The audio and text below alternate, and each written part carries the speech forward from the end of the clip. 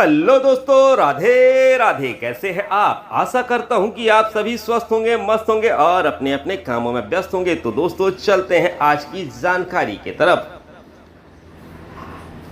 अर्जुन के पुत्र इरावन से श्री कृष्ण ने क्यों किया विवाह?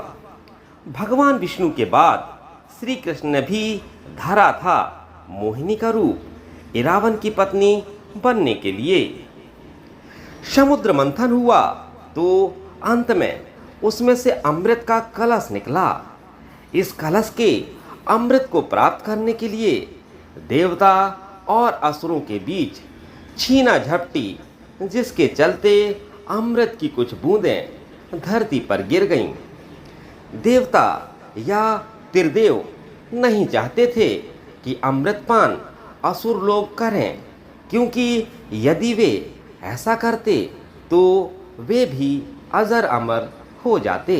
मोहिनी रूप धारण करने के बाद उन्होंने असुरों को रिझाया और कहा कि झगड़ते क्यों हो, मैं तुम सबको बराबर से अमृत को बांट दूंगी। असुर मोहिनी का रूप धरे विष्णु जी के छल में आ गए। विष्णु जी ने अपनी माया से एक और अमृत कलश तैयार किया।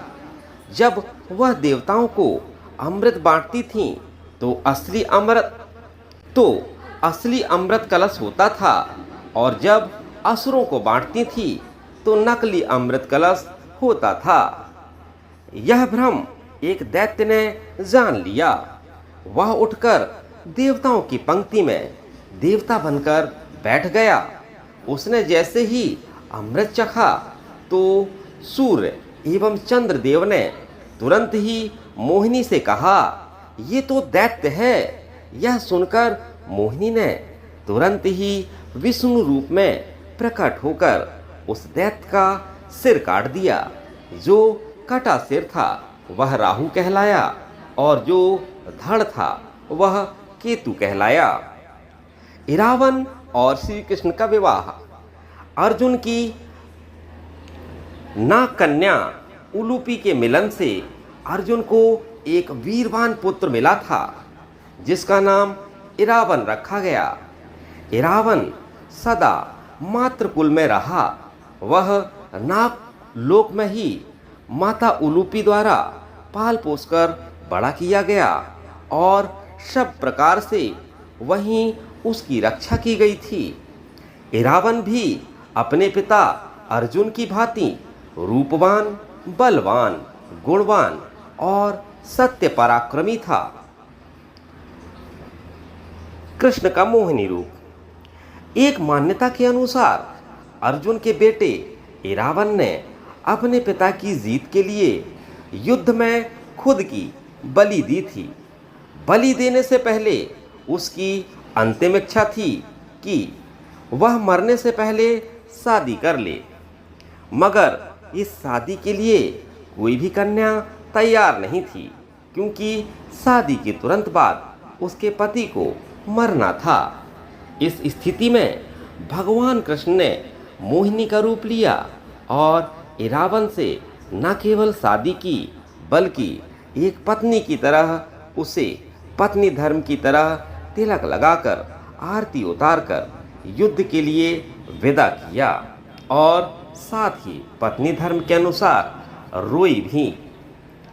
परंतु महाभारत के भीष्म पर्व के 23वें अध्याय के अनुसार महाभारत के युद्ध के 7वें दिन अर्जुन और उलूपी के पुत्र इरावन का अवंती के राजकुमार विंद और अनुविंद से अत्यंत भयंकर युद्ध हुआ। इरावन ने दोनों भाइयों से एक साथ युद्ध करते हुए अपने पराक्रम से दोनों को पराजित कर दिया, और फिर कौरव सेना का संहार आरंभ कर दिया। भीष्म पर्व के 91वें अध्याय के अनुसार 8वें दिन जब सुबल पुत्र शकुनी और कृतवर्मा ने पांडवों की सेना पर आक्रमण किया, तब अनेक सुंदर घोड़े और बहुत बड़ी सेना द्वारा सब ओर से घिरे हुए शत्रुओं को संताप देने वाले अर्जुन के बलवान पुत्र इरावन ने हर्ष में भरकर रणभूमि में कौरवों की सेना पर आक्रमण कर प्रत्युत्तर दिया। इरावन द्वारा किए गए इस अत्यंत भयानक युद्ध में कौरवों की घुड़सवार सेना नष्ट हो गई और शकुनि के 6 पुत्रों का उसने वध कर दिया। यह देख दुर्योधन भयभीत हो उठा और वह भागा हुआ राक्षस शृंग के पुत्र अलम्बुस के पास गया और जो पूर्व काल में किए गए बकासुर वध के कारण भीमसेन का शत्रु बन बैठा था। ऐसे में अलम्बुस ने इरावन से युद्ध किया। दोनों का घोर मायावी युद्ध हुआ और अंत में अलम्बुस ने इरावन का वध कर दिया।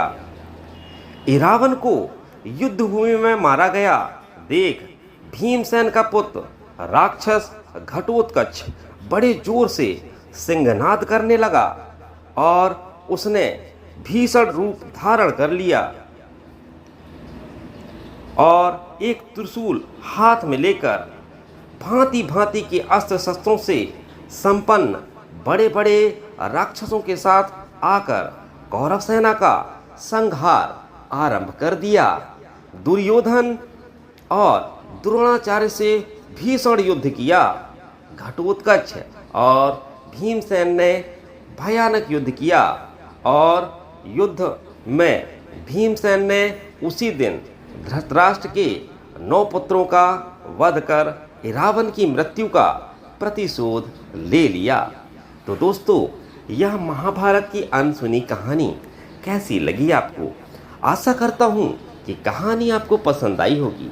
यदि कहानी आपको पसंद आई हो तो कमेंट सेक्शन पर कमेंट करके ज़रूर बताइएगा और दोस्तों एक लाइक भी ज़रूर कर दीजिएगा। तो दोस्तों चलता हूँ, मिलता हूँ फिर अगली कहानी के साथ, यानी कि अगले वीडियो पर। तब तक सभी को राधे राधे, जय जय श्री राम। दोस्तों मिलता हूँ अगले वीडियो पर।